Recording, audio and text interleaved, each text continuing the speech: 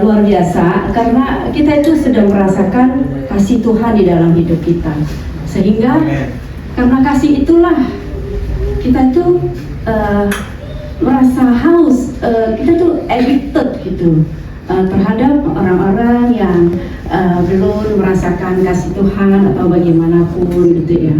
Jadi memang sebenarnya kita ini kaum binasa, kita ini kaum berdosa. Dari awal Adam udah jatuh, Hawa udah jatuh.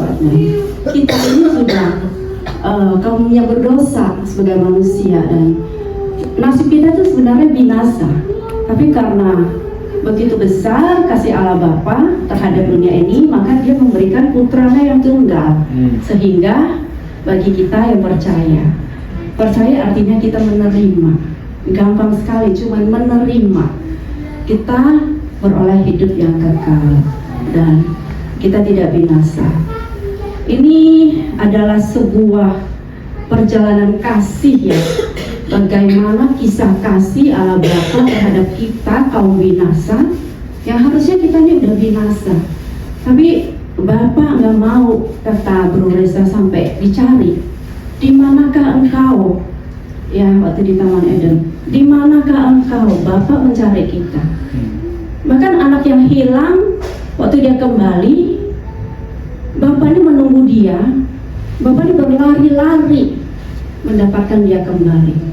Apalagi Bapak kita di sorga, Dia itu mencari kita, kata Bro Reza. Itu benar sekali, saya sangat diberkati.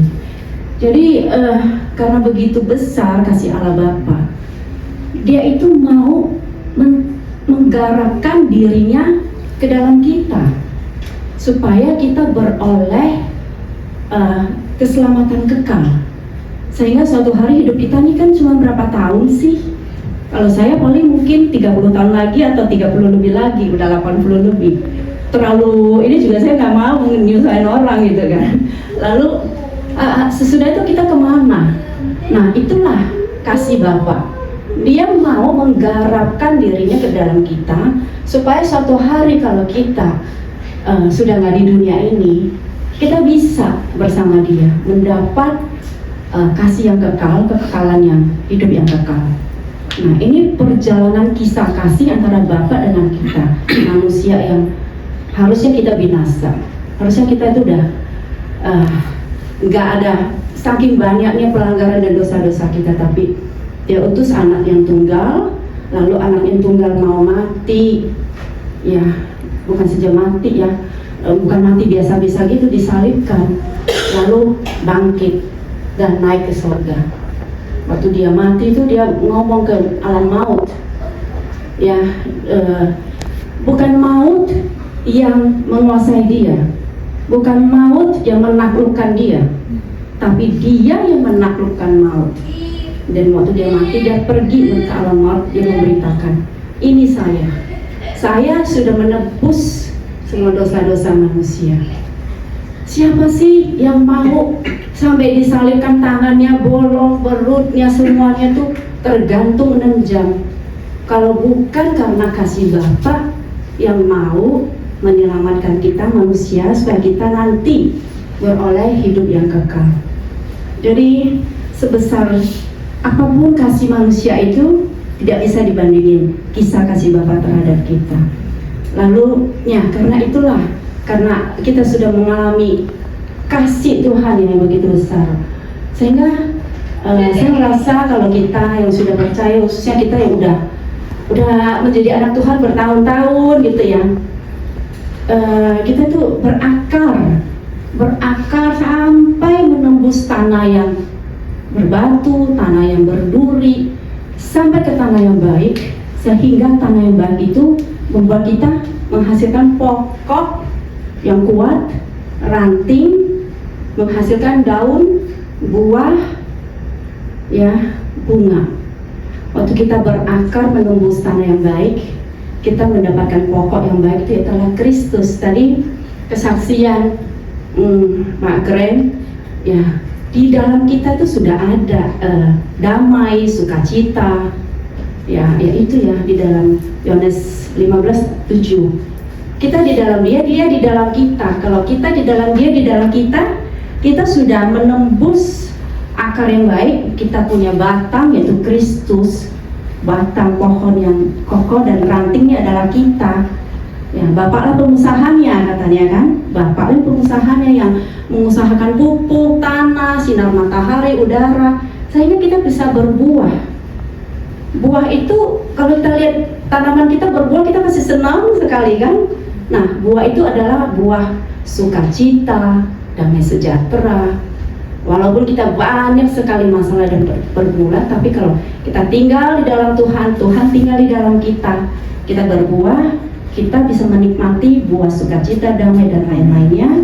Nah, ya begitu indahnya ya, Kristus sudah di dunia dan dia sudah mengajarkan banyak kepada kita tinggal di dalam dia, dan kita menyadari panggilan kita adalah nanti menjadi mempelai Kristus.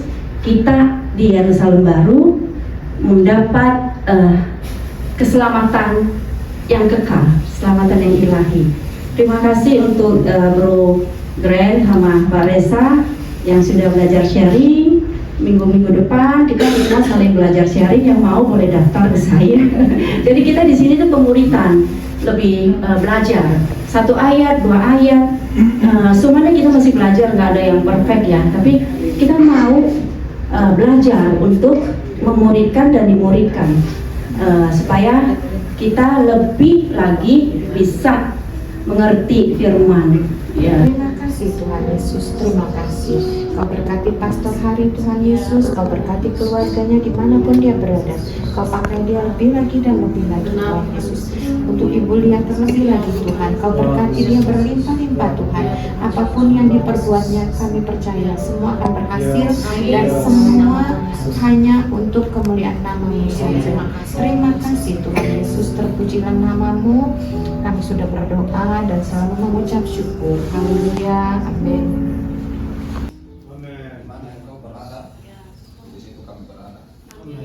Firman ini ditaburkan tidak menjadi sia-sia di tempat ini Tuhan. Seperti yang Kau berkata kepada Petrus bahwa disinilah Engkau akan mendirikan jemaat-Mu dan alam maut tidak akan menguasainya Tuhan. Kami percaya bahwa tidak ada yang bisa menandingi firman-Mu di bumi ini Tuhan. Pada waktu firman ditaburkan di tempat ini Tuhan, akan lahir orang-orang yang mengenal Engkau, yang mengasihi Engkau. Akan banyak ketupat-ketupat yang baru datang di tempat ini. Dan kami percaya firman-Mu tidak akan pernah kembali dengan sia-sia. Tuhan Yesus, biar tempat ini menjadi tempat bersejarah sama seperti waktu di Kisah Rasul, di mana orang-orang percaya berkumpul dan turun Roh Kudus ke atas mereka dalam bentuk lidah-lidah api.